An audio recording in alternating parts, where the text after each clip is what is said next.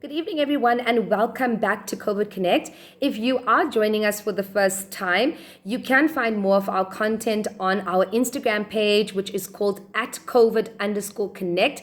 We have all of our previous live shows as well as some of our other videos saved on the channel, and you can go on there to view some of that content. We will also be hosting our weekend live show this Saturday at 7 p.m. and we hope to see all of you there because we are really excited to hear some of your feedback on the topic that we'll be talking about on Saturday.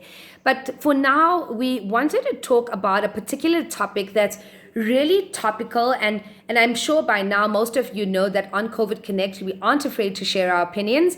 We aren't afraid to talk about the topics that people want to sometimes push under the rug or sometimes have not given as much thought to, even though it is impacting them to a great extent, particularly during this time of COVID-19, and as we all remain in somewhat of a lockdown, albeit a slightly eased lockdown than we were experiencing in March this year.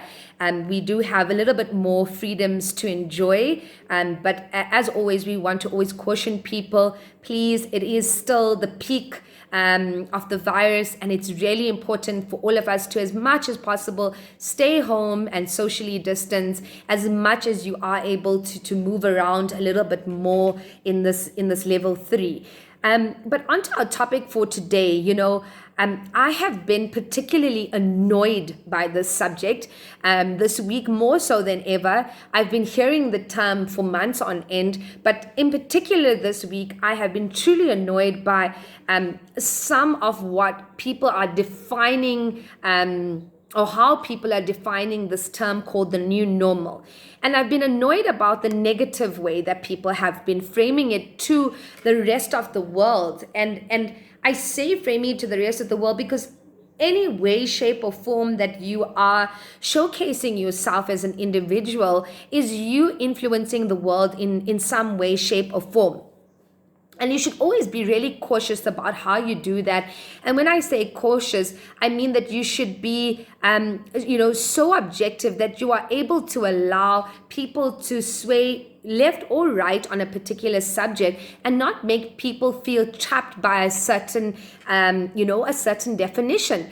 And in this particular case, people are talking about the new normal firstly as though it is a complete abandonment of our old lives forever, and that we are going to be leading this new normal for the rest of our lives, and we would never go back to living life the way that we used to before COVID-19 hit all of our lives. And I don't know if any one of you have paused and actually thought about what that means, but I definitely have. And as a person who forms my own opinions about things, I can tell you that I don't particularly enjoy it when people say to me that this is the life that we are going to lead for the unforeseeable future. For me, I'm a hopeful, number one. I'm definitely not an extrovert as many people think I am, but I am a social butterfly, and there are two different things.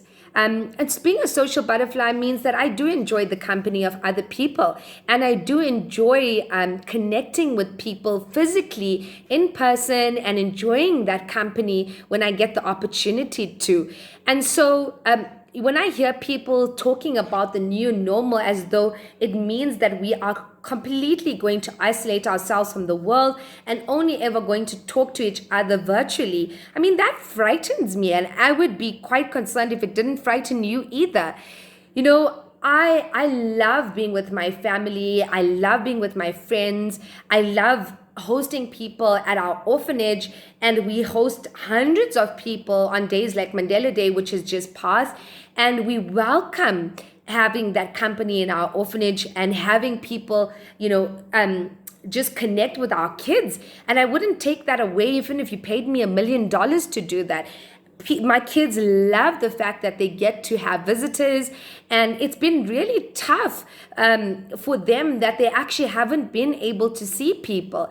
And so that's why I say, you should really be so considered when you talk about a concept in your own personal context, because people have so many different circumstances that they're experiencing in their lives. And so to impose things on them would be so completely unfair, because we each have our own context, we each have our own circumstances. And so when people throw terms like the new normal around as though you are never going to see human life ever again the way you did, it is for me an utterly shocking way of defining what the future holds for the country and for us as individuals. I can tell you without a shadow of a doubt that I am absolutely not going to give up on the fact that I will be able to sit in a room again filled with 100 people, that I would be able to sit in at a wedding and enjoy the company and celebrate an occasion. I'm absolutely not going to give up on that, and I'm not going to be so influenced by this concept of new normal that I don't look forward to a future which is filled with those things. And I really encourage all of you to sit back and to actually think about what this concept means for you personally as individuals, because we are reaching a turning point in our lives where we are being faced with many people saying to us that this is the life and that's what we have to accept for our future. And also, we are accepting something very, very, very important for our lives if we are to take on this life that people are saying that we need to take on. We're accepting that we are not going to physically be able to be there for each other on special occasions, on days when we just are needed by our friends and family to support them. That is what we are accepting. We are accepting that we will not be able to sit down with a young person that is the future of our country and the future of our world and have a conversation with them in person and have that one-on-one physical connection. That is what you are accepting if you are listening to people who are saying, throw away your old life. And I really want to caution you as you do that, because it's going to dictate a lot of your behavior, and potentially you are going to start withdrawing from people in thinking that you are never going to return to somewhat of human interaction. And for me, that's really not a great thing to think about. And for all of those people or introverts out there who've said, they absolutely could not wait for this day to happen. And they could not wait for the day where they didn't have to interact with people. I say to those people, even before COVID-19 came about, no one handcuffed you or forced you to socialize. Nobody actually forced you to go out and enjoy time with your friends physically. You could stay at home, you could lock yourself in your house, and you could just call your friends from your cell phone or on whatever platform that is available out there. You could do that. No one stopped you from doing that. And I know I say that so sarcastically, and I do mean it sarcastically, because, the introverts out there are also framing this in a very negative way that, we are so thankful that this has happened. No, don't be thankful. Be absolutely disappointed in yourself if you are an introvert who waited for this day, that you weren't brave enough to get up and say, I did not want to go and socialize. That was you, and that's all on you. But do not impose this on other people, and I think that's so critical. Do not impose on people that they should and are forced to not enjoy other people's company. And I get very passionate about this topic because I get so scared to cough in public because people think the worst of you when you cough. That's another stereotype we can talk about in another day. But, each of us have such different circumstances. And for me in particular, I'm in a circumstance where I get to enjoy both worlds. I get to be alone at home because I am still fortunate enough that I get to be by myself a lot of the time.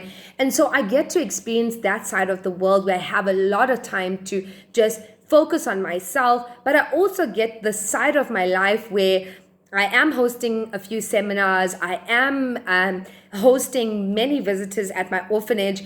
And I absolutely love those moments in my life. I love both those moments in my life. And so I think we are all faced with really different circumstances. And to impose anything on anyone right now would be an absolute crime, because each of our circumstances dictate a very different social way of living. And in many cases, we are faced with a situation where we are communal living, we are sharing our spaces with each other. And so to detract from that, for me, would be an absolute crime. And to say that we need to live in a world of isolation is just absolutely inconsiderate of the circumstances that people find themselves. And while right now we do need to take caution, I want all of you to really check in with yourselves and check in whether you are willing to accept this new normal that is being imposed on you. And whether you are okay with some of the definitions that are being attached to this term, or whether you are going to create a new term and a new definition for yourself. Because COVID-19 has been good to us in the sense that it has taught us many lessons in life and has brought upon many benefits, one of which has been some of the efficiencies that we are enjoying from the fact that we stay focused, we're home in many cases, and we get to focus our energies without any distractions. And that's great. I mean, I'm loving that as well. But I'm still not going to take away from my old life and that I loved being with people. So I really want to encourage you, if anything today, is to sit down and think about what the new normal means for you. Think about what your future means for you, and whether that includes people and interacting with people or not. Because, to absolutely abandon your old life, I can tell you, sometimes they say the term, don't fix what's not broken. And for me, in many instances, there wasn't a lot broken about our lives. There was some that we could improve upon, but there wasn't a lot broken about our lives. And I really want all of you to give time and think about this concept before you make a decision that could impact the rest of your life. And that's it from us for now. We will be talking about this topic more in detail on Saturday, because I am particularly passionate about it, and I would definitely love to hear all of your input, and just hear your take on this particular topic. So we'll see you on Saturday live at 7 p.m.